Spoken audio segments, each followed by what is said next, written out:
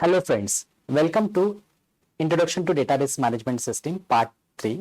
Myself Assistant Professor Abhijit Palse, and today we are going to cover data abstraction in detail. How the data gets stored and maintained. Since database system users are not computer trained, developers hide the complexity from the users through 3 levels of abstraction to simplify the user's interaction with the system, and the levels are physical, logical and view level. Okay, so basically it means what? Whenever the user want to access a data, they need not to know about the structure, or they need not to know where exactly the data gets stored in a database. They only know what is exactly they required, and they are searching it and they are getting easily access. But the thing is what? The database designers and application developers, they have to work on it, because they are actually developing a database and they are hiding the details from the users with these 3 levels. They are providing physical, logical and view level. So what are basically these 3 levels are, that we'll see now one by one. So let's start. Here you can see in a diagram, so 3 levels, that is physical, logical and view level. So at the view level, here different users are there and they are accessing the data, whatever data they want. The remaining data will remain hidden for them. So view 1, view 2 and view 3, these are the 3 different users. They are accessing 3 different views from the database. Okay, now the second logical level, which is also known as conceptual level, which represent exactly the data storage, data types and the relationship between the data. And physical level, where the exact data is stored, like in a hard disk or at the server side. Now we'll see in detail. The first is physical level of data abstraction. So this is the lowest level of abstraction, which describe how data are actually stored. This level describe the physical storage structure of the data and the various methods to access it. Here the data is stored in terms of bits, that is 0 and 1, with the physical addresses on the secondary storage devices like magnetic disk. This level is also known as internal schema, which describe the field with their data types and size.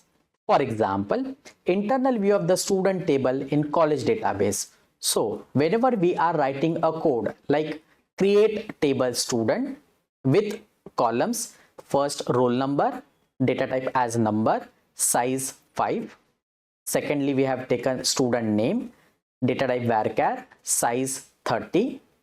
Third, address, data type varchar, size 50. And fourth, contact number, data type number with size 10.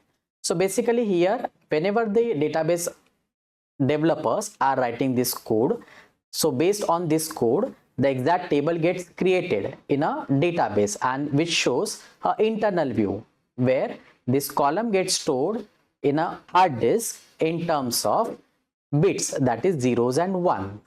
Now the second level is logical level of data abstraction. So this level hides what data are actually stored in a database for a group of database users. This level is also known as conceptual schema, which describe the entities, constraints and the relationship between them. So this schema is actually derived from the internal schema. Here you can see an example of conceptual view of student entity. तो यहाँ पे basically आप देख सकते हो roll number, student name, address and contact number, ये particular एक tabular format में क्रिएट हुआ है, जहाँ पे एक्चुअल डेटा आपको नहीं दिख रहा है, बट आप देख सकते हो टेबल्स, और अगर कुछ रिलेशनशिप्स है बिटवीन दी टेबल्स तो वो हमें यहाँ पे दिखती है. तो tables are also known as entity. Okay, so here student is an entity, and where you can apply the constraint on a roll number like a primary key. Next, view level of data abstraction.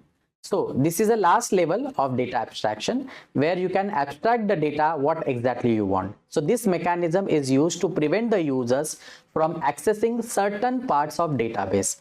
This level is also known as external schema, which describe the number of different views as per the user interest. Each external schema describes the particular part of database which is requested by that particular user group and hide the rest of the part of database from them. It acts as an external interface between the users and the database so that user can easily retrieve the data, and this schema is derived from the conceptual schema. Okay, so basically इस level में क्या होता है, जो database users होते हैं वो particular data के लिए सर्च करते हैं और वो डेटा उनको क्या किया जाता है, डिस्प्ले किया जाता है, और बाकी का जो डेटा होता है वो उनके लिए क्या किया जाता है, हाइड किया जाता है. ओके, तो इसलिए यहाँ पे क्या होता है, अलग अलग एक्सटर्नल व्यूज बनते हैं. तो जैसा यूजर का रिक्वायरमेंट होगा उस हिसाब से यूजर्स को डेटा क्या किया जाता है, डिस्प्ले किया जाता है. Here you can see an example. So in a view 1, which represent a student's roll number and student name from the database, whereas in a view 2, which represent number, address and contact number for the student. So now next topic is mapping. So mapping is a process of transforming request and response in between three levels of schema. Okay, so three levels जो अभी आपने देखा, okay, that is your internal, conceptual and external, okay, which is also known as physical, logical and view level. Okay, so these three levels required a transformation.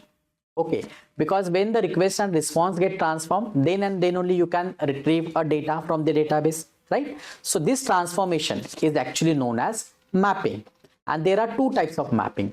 The first one is your external / conceptual mapping. So in this mapping, the data request comes from the external schema to conceptual schema and then receive the response from it. Second, conceptual / internal mapping, where in this mapping, the data request comes from conceptual schema to internal schema and then receive the response from it. Now, what is data independence? So, the capacity to change one level of schema without affecting the next higher level of schema is known as data independence. So, here you can see in a diagram, when we are having a database, now there are three levels: physical, conceptual and external. Okay, so the mapping which happens in between the physical and conceptual, where we require physical data independence, and the mapping in between the conceptual and external, there we require logical data independence. Now what is that physical and logical data independence? We'll see step by step. Now logical data independence, so it is a capacity to change the conceptual schema without affecting the external schema. Okay, for example, adding any data item or removing any data item from the database which does not affect the external views of the schema, right? जब हम कुछ नए columns add करते हैं या कुछ columns remove करते जो यूजर्स को रिक्वायर्ड नहीं है, तो यूजर जो एक्चुअली डेटा रिट्रीव कर रहा है डेटाबेस से, उस पर कुछ इफेक्ट नहीं होगा. दैट मीन्स व्हाट, कि हमने चेंज किया कंसेप्चुअल स्कीमा में बट उसका इफेक्ट एक्सटर्नल पे नहीं हुआ. So that is known as logical data independence. And second one is physical data independence. So it is a capacity to change the internal schema without affecting the conceptual schema. For example, adding an extra access path or removing some access path to improve the performance of database without making any changes to the data or database structure. Okay, अब इसका मतलब क्या हुआ कि जहां पे data physically stored है, okay, वहां पे अगर आप एक्स्ट्रा एक्सेस पाथ ऐड कर रहे हो या कुछ एक्सेस पाथ अगर आप रिमूव कर रहे हो, तो उसका इफेक्ट डेटाबेस के परफॉर्मेंस पे होगा क्या? नहीं होगा, राइट? तो हमने भले फिजिकली डेटा चेंज किया है, ओके, बट एक्चुअली जो डेटा का रिप्रेजेंटेशन है या जो रिलेशनशिप है उस पे कुछ उसका इफेक्ट नहीं होगा. So that is what your physical data independence. Now the next topic is instances and schemas. Okay, so whenever we added or deleted any information, immediately the database gets changed on that time period, right? So the collection of information stored in a database at a particular moment of time is called as an instance of database. Okay, particular time पे जब आप database में changes करते हो या कुछ value store करते हो, तो उस पर्टिकुलर टाइम पे जो डेटा स्टोर होता है उसे कहा जाता है instance of that database. Okay, now secondly is schema. Now the complete database design of the database with its structure is known as database schema. Okay, so basically what is schema? तो schema is about a description of database. That means database में actually क्या stored है. तो database के अंदर table store होते हैं, तो टेबल्स के नाम्स, फिर टेबल्स के अंदर कॉलम्स होते हैं, तो उन कॉलम्स के नाम्स, उनका डेटा टाइप, उनका साइज, आपने उसके ऊपर क्या कंस्ट्रेंट्स अप्लाई किए हुए हैं, तो इन पूरे डिस्क्रिप्शंस को मिला के कहा जाता है schema, which we can say as a structure of database or also known as database schema. And these schemas does not expect to change frequently, because if you are changing it frequently, then obviously it will affect the actual database, right? So that's why first of all we need to plan the schema, and then accordingly we need to create the database design. Now for each data item has a particular value at a given instance, so the value of that data item in a program at a specific time corresponds to instance of database schema. Okay, तो database में क्या होता है, जब आप data store करते हो तो data item like roll number, name, address of the student, तो इस हर एक data item के लिए क्या होता है, एक specific value at specific time हम store करते हैं. जैसे student का roll number 1, okay, name Abhijit, okay, address Vikroli. So like this we are storing their value. Okay, तो वो क्या होता है, particular instance of that database schema. Okay, now remaining we'll see in a next session. Thank you.